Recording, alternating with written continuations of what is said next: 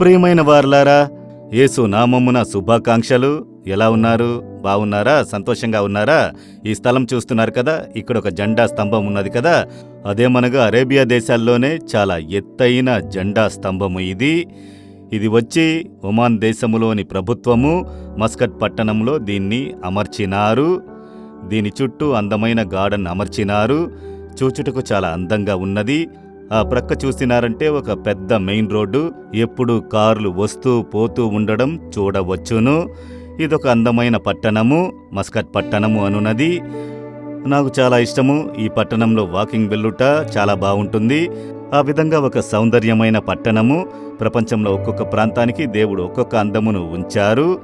అన్ని దేశాలలో అందమైన ప్రాంతములు ఉండుట మీరు చూడగలరు.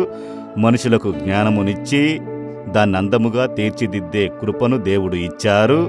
మనము కూడా దేవుడిచ్చిన జ్ఞానము వల్ల మన ఇంటిని మనం ఉన్న ప్రదేశమును అందంగా తీర్చిదిద్దుకోవాలి. చూచుటకు మనసుకు రమ్యంగా ఉండాలి. శుభ్రముగా, అందముగా, చక్కగా కొన్ని చెట్లు, వృక్షములన్నిటినీ పెంచి మనం వాటిని తయారు చేసుకోవాలి. దేవుడు ఆ జ్ఞానమును, ఆ బలమును ఇచ్చారు కదా, మనము దాన్ని చెయ్యాలి. సరే, ఈరోజు దేవుడు నాకే వాక్యమును ఇచ్చిచున్నారంటే యెషయా 51వ అధ్యాయము 22వ వచనములో, ఇదిగో తూలి పడజేయు పాత్రను, నా క్రోధ పాత్రను నీ చేతిలో నుండి తీసివేసియున్నాను అని దేవుడు చెప్పుచున్నారు. ఏదో ఒక కార్యంలో తడబడుచూ ఉన్నారు. మనసు అలాగే తడబడుచున్నది. ఏం చెయ్యాలో తెలియడం లేదు, కొట్టుకొనుచున్నది. అది అనుకుంటేనే మనసులో ఒక గందరగోళంగా కనబడుచున్నది. ఒక తడబాటు హృదయంలో, ఒక నెమ్మది లేదు. అలాగే ఒక పాత్రలో నీళ్లు పోసామనుకోండి, అలాగే నెమ్మదిగా ఉంటే తేటగా నెమ్మదిగా కనబడును. అందులో ఒక రాయి విసిరారంటే అలాగే తడబడతాయి కదా. ఆ విధంగా అలా ఆడించమంటే ఊగుతాయి కదా. మీ హృదయం అలా ఉన్నదా? హృదయం సోలిపోతూ ఉన్నదా?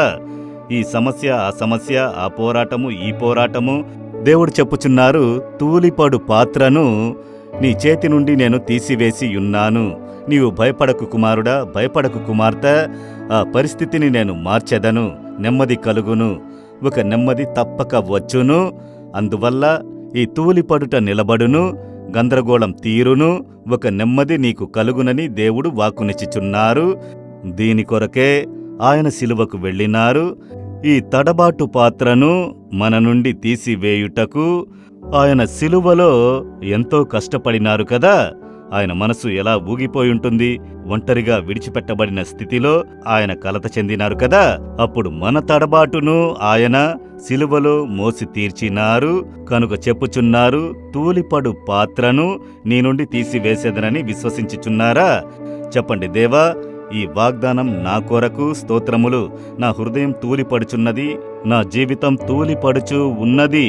మీరు వాక్కునిచ్చినట్లు ఈ పాత్రను నా నుండి తీసివేయుడి, ఒక నెమ్మదిని అనుగ్రహించుడి. యేసు నామములో ఆమెన్, ఆమెన్. జీసస్ రెడీమ్స్ తెలుగు యూట్యూబ్ ఛానల్ను సబ్స్క్రైబ్ చేయండి. సబ్స్క్రైబ్ బటన్ను క్లిక్ చేయండి మరియు బెల్ బటన్ను నొక్కండి. ప్రతిరోజు కార్యక్రమ సమాచారం పొందండి.